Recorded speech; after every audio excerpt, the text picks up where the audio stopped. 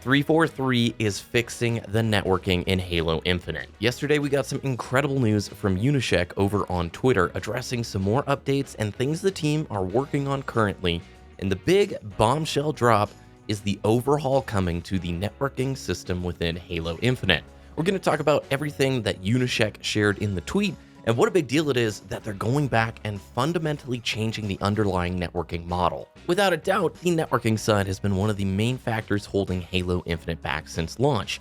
Desync is common to hear about in any comment section from players who play this game. And it looks like the engineers are going back to the drawing board for a complete reconstruction of the system. Since this is big enough news, I really wanted to cover it today. I had another video scheduled, but this was a bombshell, and I think it's great news, incredible news for the Halo community. Unyshek mentions on the networking side that their previous focus was improving the existing system bit by bit. However, we recognize that this was not having the impact that we wanted and that you expected. So we decided to pursue fundamental changes to the underlying networking model. Since this decision was made, the team has been heads down on a more comprehensive overhaul.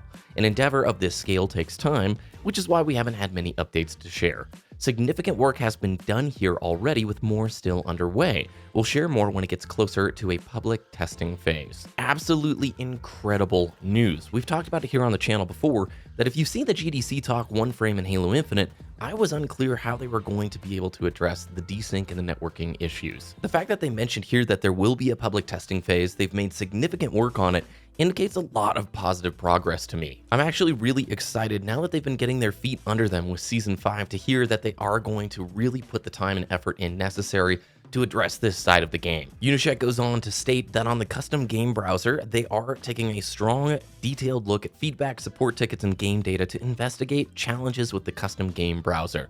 Typically, he shares what is happening if you try and get into a match and then you get stuck in a loading screen. It's because other players were joining the same session at the same time, causing the lobby to fill up before you are able to join in. No solution right now, but they are looking on improving the CGB experience in the future. Next, we got some great information about customization. So in this last season, you can now wear any helmet on any core. Great update. Their next stage is going to be going after multi-use shoulders. And then beyond that, the team is planning to add multi-use support to more armor coatings in future updates. Uni says since there are a lot of coatings multiplied across multiple cores, this will continue to be done in waves like Season 5's edition.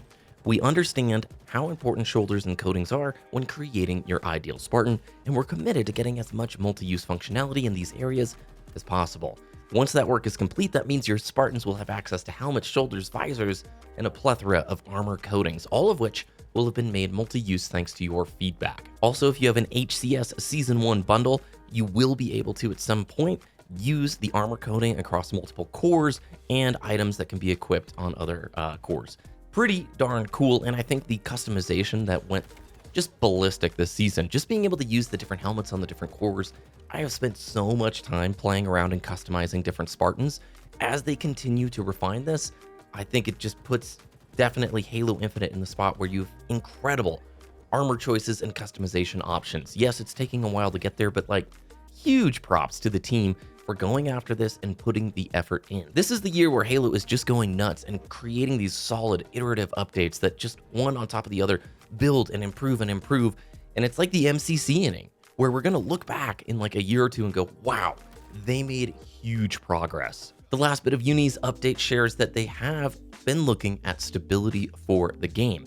They've been improving it steadily, but expect to gain even more insight on crashes with this new reporting system that they've put into the game with Season 5.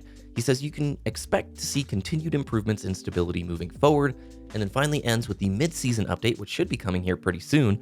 We'll have an update that brings in Firefight King of the Hill, the repair field equipment, bug fixes, stability improvements, and more. We're just as excited as you are for this one. We'll start sharing more as we get closer to its release. Honestly, this is one of the most exciting bits of news I feel like they have shared in a long time. And I want to say a big thanks to them for responding to the community feedback so quickly for Season 5. If you've been watching the videos or streams, a lot of the feedback that Unyshek addressed in here is directly tied to what has been mentioned in the comments, what you all have been sharing, what I've been seeing on Twitter.